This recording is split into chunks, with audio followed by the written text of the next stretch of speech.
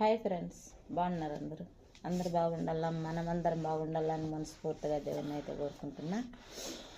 ఏంటంటే వీడియో వచ్చేసి చూడండి, అది నాది ఇది నాది, వాళ్ళు మనోళ్ళు వీళ్ళు మనోళ్ళు అని అన్నీ ఎరుగుతాం కదా.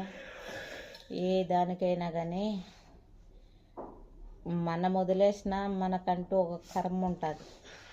ఆ కర్మ అనేది ఎవరిని వదలదు, ఎవరినైనా కానీ. ఏంటంటే ట్రాఫిక్ మన ఇండియాలో తాండా గురించి తాండాలంట కట్టుకుని భర్తే బిడ్డను అమ్మను ఇద్దరిని చంపేశాడంట, కొడుకును తల్లిని ఇద్దరిని. అతన్ని అరెస్ట్ చేస్తుంటే జైల్లో కోర్టులో వస్తూ ఉండి జారిపడి అతను కానీ చనిపోయాడంట. చూడండి, కర్మ అనేది ఎవరినన్నా వదులుతుందా? ఎప్పటికైనా కానీ చేతులు అనేది చాలా అదుపులో పెట్టుకోవాలి, నేలకి అనేది చాలా అదుపులో పెట్టుకోవాలి. మనం దేశిచ్చినా కానీ మనం వదిలేసినా కానీ కర్మ అనేది ఎవరిని వదలదు. నన్ను కావచ్చు, ఎవరినన్నా కావచ్చు.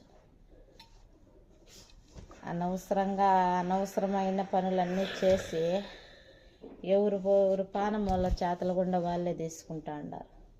చూడండి, కడపన పుట్టిండే బిడ్డ కట్టుకుని పెండ్లాము నువ్వు సాకినా సాకపోయినా తెచ్చేయకపోయినా కానీ కూలిన ఆ బిడ్డ అయితే ఆడబిడ్డ ఎంతగా ఏడుస్తుంది.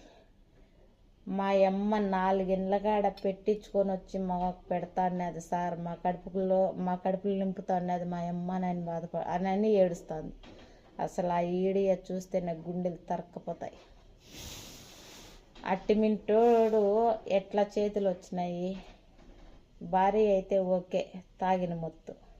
కడపన పుట్టిండే బిడ్డే కదా, నీ రక్తం పంచుకొని పుట్టిండే బిడ్డను నీకు ఎట్ట చేతులు వచ్చినాయి?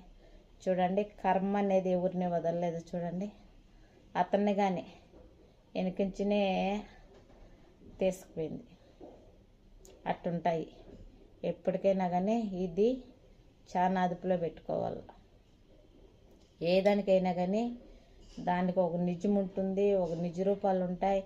నిజము ఆపద్దము అది ఎక్కడి నుంచి జరుగుతూ ఉండదని కనుక్కొని నోరు జారాల. అది కనుక్కోకుండా నోరు జారినప్పుడు ఏ రూపం